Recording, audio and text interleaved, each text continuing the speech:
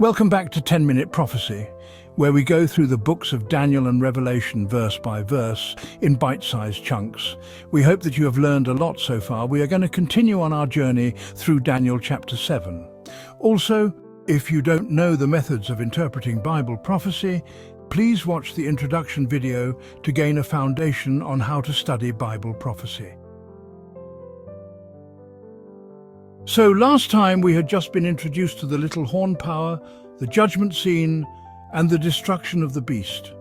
Let's continue on in our journey and figure out who the little horn power is and what is to come in the future.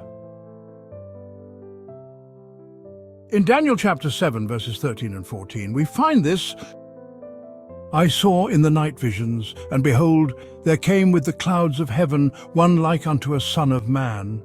And he came even to the Ancient of Days, and they brought him near before him. And there was given him dominion and glory and a kingdom, that all the peoples, nations, and languages should serve him. His dominion is an everlasting dominion, which shall not pass away, and his kingdom that which shall not be destroyed.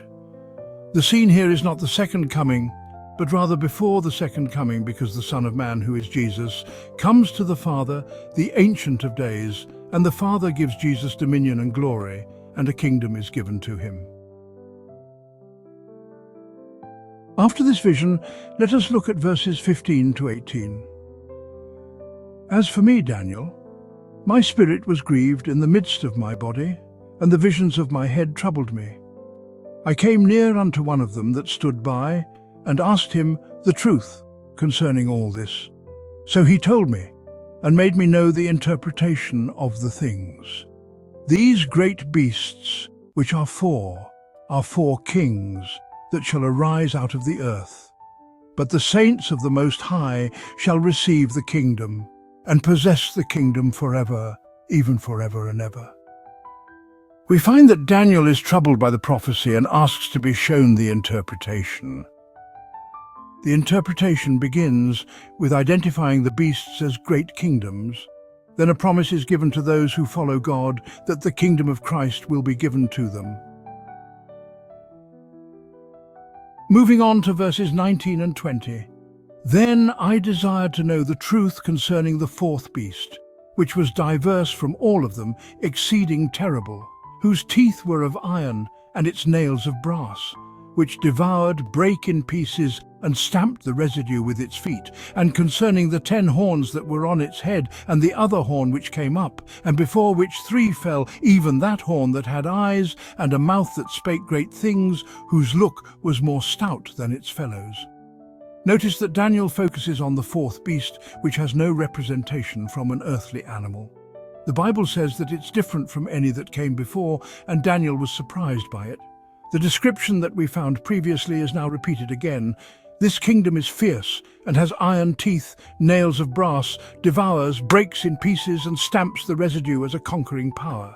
As we discussed previously, we know that this is the Roman Empire. Then the 10 horns which come up on the beast arise together at the same time.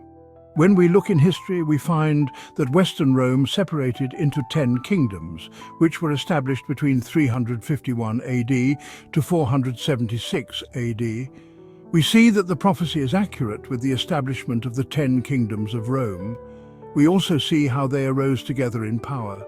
This correlates to Daniel chapter 2 with the 10 toes. After this, an additional horn, which starts out small, comes up and roots up the other horns, and it has eyes and a mouth and is stronger than the others, and it is different than the other horns. Now notice that the Bible says an additional horn or an extra power, which is not part of the 10 kingdoms, comes out, and it is small at first, then removes 3 of the kingdoms out of the 10. Let's look at verses 21 and 22. I beheld, and the same horn made war with the saints, and prevailed against them, until the Ancient of Days came, and judgment was given to the saints of the Most High. And the time came that the saints possessed the kingdom. Now notice the added characteristics. It makes war with the saints and overcomes them until the judgment as well as the second coming. So who is this little horn? Notice the little horn is different than the other divisions of Rome in that it makes war against the saints of God. It is a religious state power. To further add evidence to this, we will look at verses 23 to 26.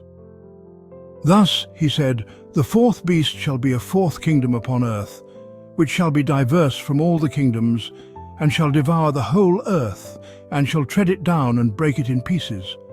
And as for the 10 horns, out of this kingdom shall 10 kings arise, and another shall arise after them. And he shall be diverse from the former, and he shall put down 3 kings. And he shall speak words against the Most High, and shall wear out the saints of the Most High. And he shall think to change the times and the law, and they shall be given into his hand until a time and times and half a time. But the judgment shall be set, and they shall take away his dominion, to consume and to destroy it unto the end. Now we see what the pompous words are.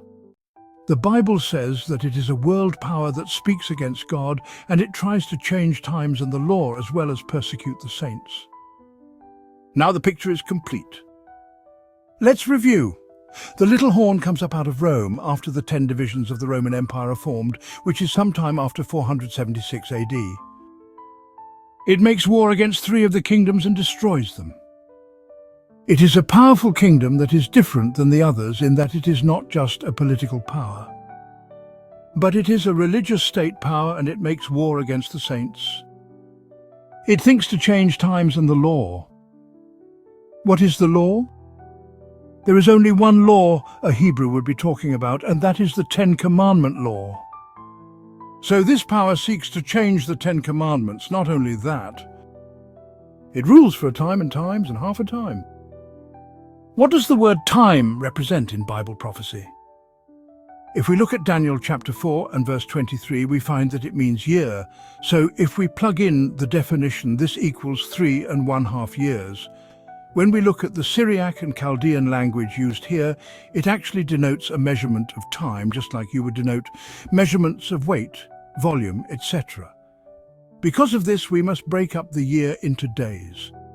How many days are in a biblical year? 360 days.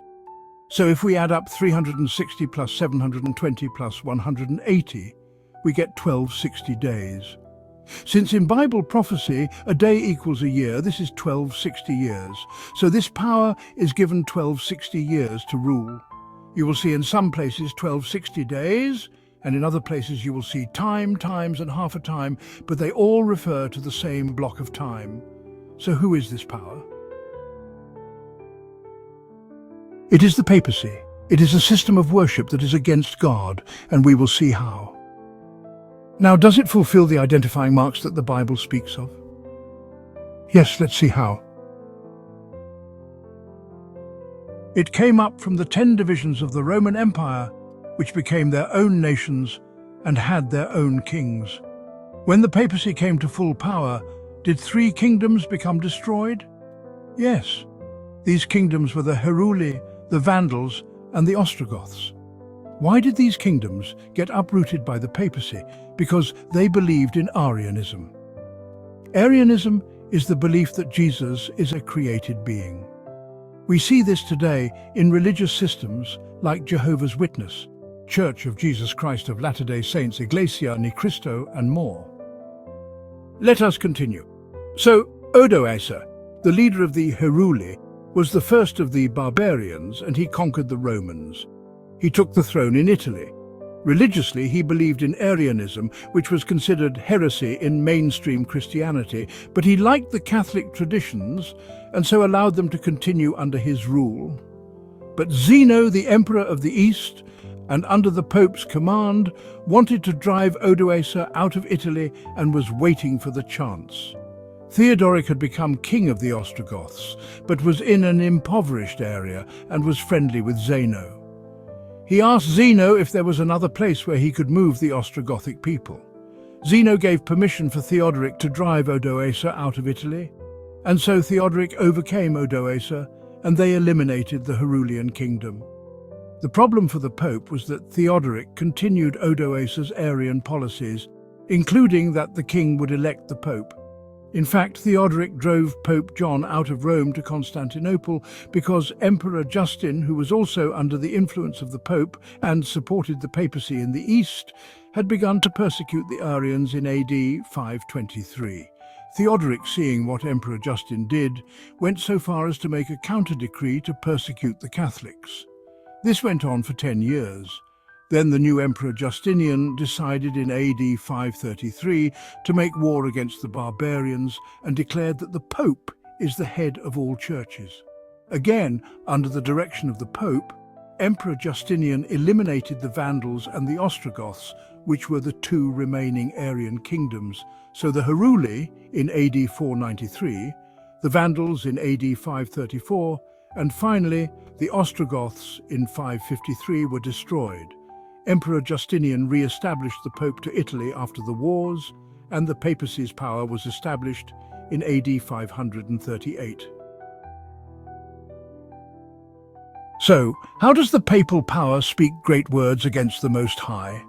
In the Catholic Encyclopedia, quoting from the Prompta Bibliotheca, which is the Catholic doctrinal book, it states this: "The Pope is of so great dignity and so exalted that he is not a mere man, but as it were God and the vicar of God." Now, what does vicar mean? It means a person who acts in place of another, a substitute. In other words, the Pope claims to be a substitute of God. Now let's continue. The Pope alone is deservedly called by the name Most Holy, because he alone is the vicar of Christ, who is the fountain and source and fullness of all holiness. Now notice it says the Pope is the substitute for Christ. Reading on. He is likewise the divine monarch and supreme emperor and king of kings. Hence the Pope is crowned with a triple crown, a king of heaven and of earth and of the lower regions. Moreover, the superiority and the power of the Roman pontiff by no means pertain only to heavenly things, to earthly things, and to things under the earth, but are even over angels, than whom he is greater. As you can see, the papacy fulfills this characteristic. This system of worship claims that a man, the Pope, is in place of God and Christ, and that he, the Pope, is the King of Kings. Can you see how it fulfills the characteristic that it speaks words against the Most High? We hope that this has been enlightening. That is all the time we have. Thank you so much for joining us. We hope that you have enjoyed this nugget of prophecy. Join us again in part 4 as we discover more of how the Bible confirms the identity of the little horn. If you are enjoying this series so far or have any questions, please comment below. Hope to see you soon.